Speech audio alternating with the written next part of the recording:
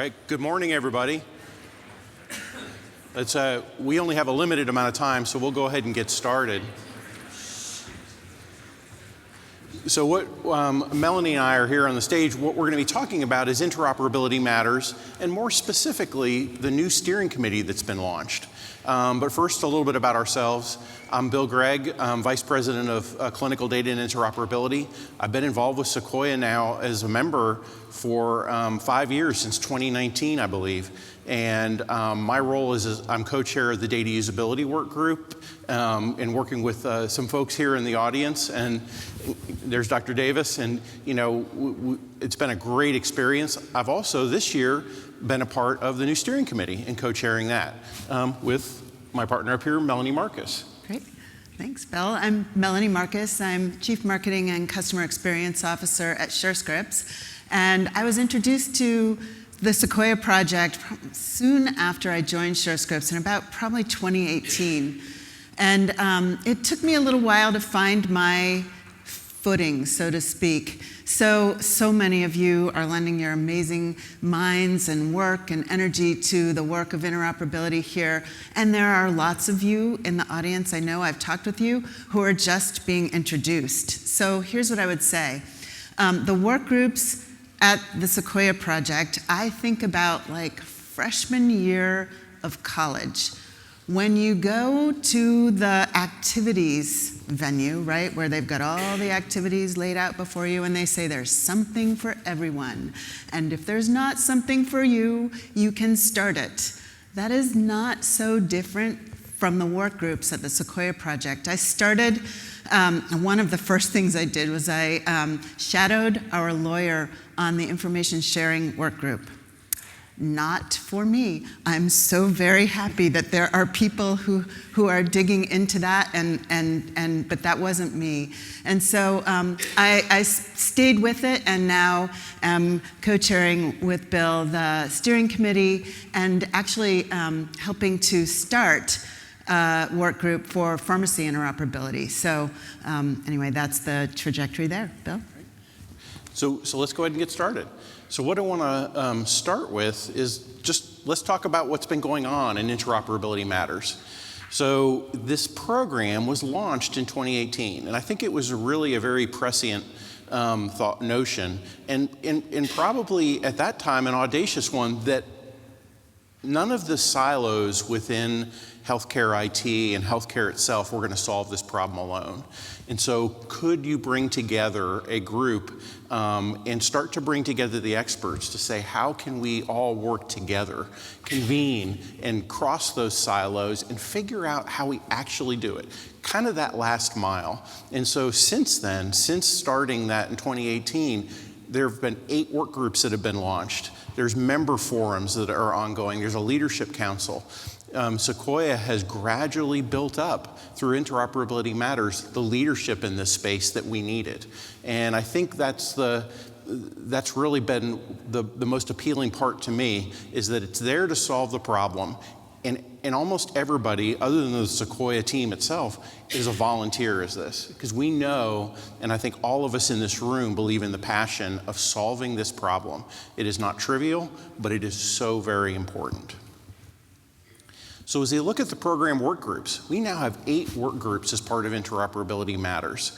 There's the information sharing work group. I think, you know, and I remember when it started, I believe it was information blocking, but now that we're, you know, now it's information sharing. And let's be, you know, we evolve with how these things change. The patient voices work group, consumer engagement, data usability work group, privacy and consent, pharmacy work group, public health, and payer-to-payer. So each of these is in different parts of the industry, but the stakeholders, there's often a lot of representation from the same groups. But this gives everyone an opportunity to learn their community, to build that community, and to do their job better. So I want to go over a little bit of what's happened in 2024. So 3 new work groups are launched. This has been the busiest year for new work groups. First is the privacy and consent work group. And this came out of the member survey from last year. So I would encourage each of you, there's a QR code at your desk, take that member survey. The Sequoia project listens to that, and that's how we get these new ideas, is where do we go next? This is not something where it's dictated top down. This organization decides where we're going to go next. And so that work group got started this year. The consumer engagement work group, that came out of the patient voices focus group. And so that was an idea that came out of that. So all these different venues, these opportunities, as Melanie described, to get engaged, your voice is heard. These things actually matter. That work group got started. And then finally, the payer-to-payer API work group. This came out of the new CMS regulations. Well, making all of that work for the way payers and providers and everybody engage, how do we get that to actually work? How do we get that last mile to function? And then there were 3 work group listening sessions for the new pharmacy work group that Melanie is co-chairing. So that was part of the ramp up to getting that started. So you'll see that theme throughout each of these work groups. It's not, here's what we are going to do. We listen to the community and then figure out what we need to do and kind of come to that consensus. There are also 3 member forums, and I would encourage all of you to join those. That's an opportunity for you to hear from the co-chairs from these work groups, from other members from the Sequoia team about what's been happening, to be able to get your feedback. What are the details of what they've actually been tackling? Not so you just have to read it on a paper. And finally, there are 2 work group products that have been published this year. The first is the Information Sharing Compliance Toolkit, and there'll be a webinar in January to discuss that. And then our Data Usability Implementation Guide, version 2.0, published just this week. So there's been a lot accomplished from all these groups, and so a lot of great work by a lot of people.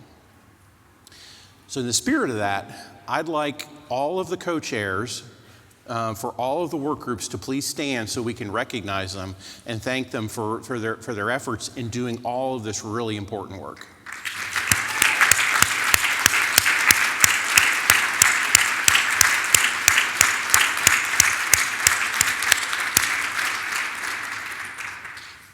Thank you. And I really want to remind you too that these are volunteers, and everybody, I meet so many new people, and not just the co-chairs, but also the members of these different work groups and the effort that they put in. This is so important, so valuable, and it's just such a great experience. It has really, for me personally, opened up my view into how we're going to accomplish the things we need to.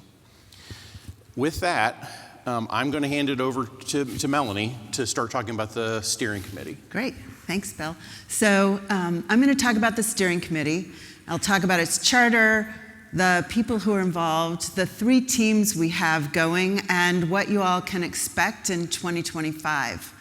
So in terms of the charter, last year at this conference, Marianne hosted, I think it was an unconference, right? And it was an opportunity for people to gather and talk about how can we insert more discipline and really grow the work groups that are the heart, and soul of Interoperability Matters. And out of that time at the unconference last year came the idea of the Interoperability Matters Steering Committee. And so in the first 6 months or so of 2024, that steering committee was chartered. Bill and I were asked to co-chair, and then we kicked this off in June. And I say that because when you see the amount of work that this group has done in 6 months, it's amazing. I mean, it's just a testament to, when a lot of great people are passionate about something, we can get a lot done quickly. So anyway, this is really a group that is meant to provide some foundational discipline to the work groups. It's not meant to get in anybody's way. It's only meant to help. And so hopefully that's what you'll see as I talk through what we're doing here. We do have 3 teams, which I'll talk about in a minute. Each of those 3 teams have spent 2024, the last 6 months, really devising their criteria and their approach, which we will launch in 2025.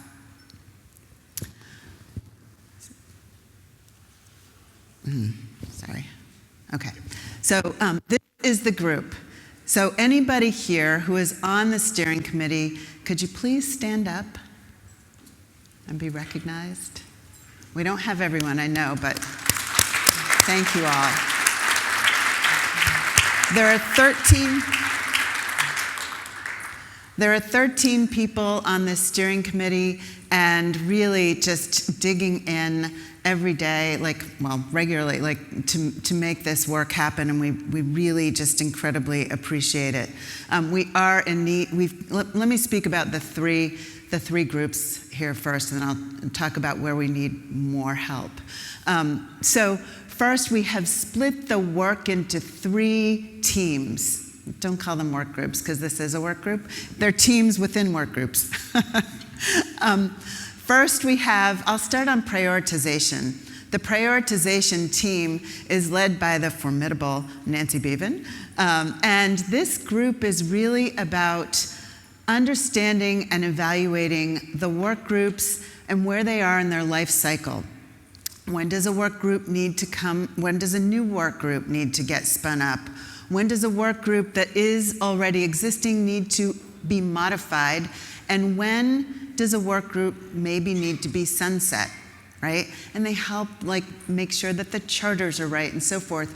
I will say the pharmacy work group that we're ready to launch early this coming year, the charter will need to go to the prioritization team just for evaluation, just to make sure we're on point. And it's another checkpoint to insert discipline into this work. The second team I would highlight is the evaluation team. Sid Thornton from Intermountain leads the evaluation team. This team is really looking at the work products from each of the work groups to make sure that the work products are on point and are providing industry value. By the way, they usually are. This isn't really about getting in the way again. It's another checkpoint to provide some kind of continuity in how we evaluate and think about the work that these work groups are doing.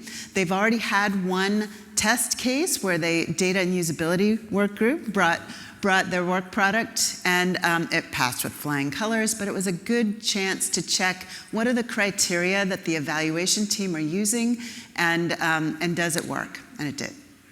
And then finally, we have the sustainability team. This is led by Matt Schuler from Blue Cross Blue Shield Association. And this team is super important. It is about funding the work that happens in these work groups. These work groups take a lot of time and support, especially from the Sequoia project staff, who I want to just call out. The staff, they are not just staff. They are the strategic rocket fuel for all of the work groups, including the steering committee. Brenda Shipley, we could not do what we're doing without Brenda, for example, and everyone at the Sequoia project. So thank you. It takes time and it takes investment. And so how do we sustain these? We've got some examples of innovations this year. For example, Surescripts is providing some seed money for the pharmacy interoperability work group for the first 2 years, this year and next. Is that a model that might work? We've got some other things happening. Matt and his team of one other person. So that's where we really need some additional help. If you're really interested in this area, please talk with Bill or I or Matt. But he's got some other ideas and about grant money and that kind of thing. And these intersect with each other. So they're working on a story for how we fund, for how we go out and get the funding and sustainability, and that story is based on the work that happens in the work groups that is prioritized by the prioritization committee and is evaluated by so it all intersects, and we're working through that. And then finally, so we've done this work since June, really, right? On these groups and these teams, and we've got the steering committee in place, and now we're ready to launch in 2025. So working with Brenda and the team at Sequoia to make sure we've got the right calendar and cadence in place to tether the work group work to the steering committee in just the right way. I'm sure we'll get feedback when it's not the right way and when it is, so please bring that on, so that we can evolve this all together. And that's where I pass it back to Bill and ask if you have any other things to add, or we open it up for questions. No, I think well said. You know, we're really excited to be taking this opportunity, and it really is just the next phase of the maturity of the program, of how can we manage it, be more objective in quantifiable ways. And I just using the example of the data usability work group, the feedback that we got actually is guided us in what we're going to do things a little differently into the first half of 2025. So that kind of reflection from others that aren't within the group can be so valuable. And I think we're just at the right time for that. So yeah, thank you everybody. Is there any questions for us that we could answer? No? Seeing none. All right, seeing none. Thank you all very much. Thank you. Okay.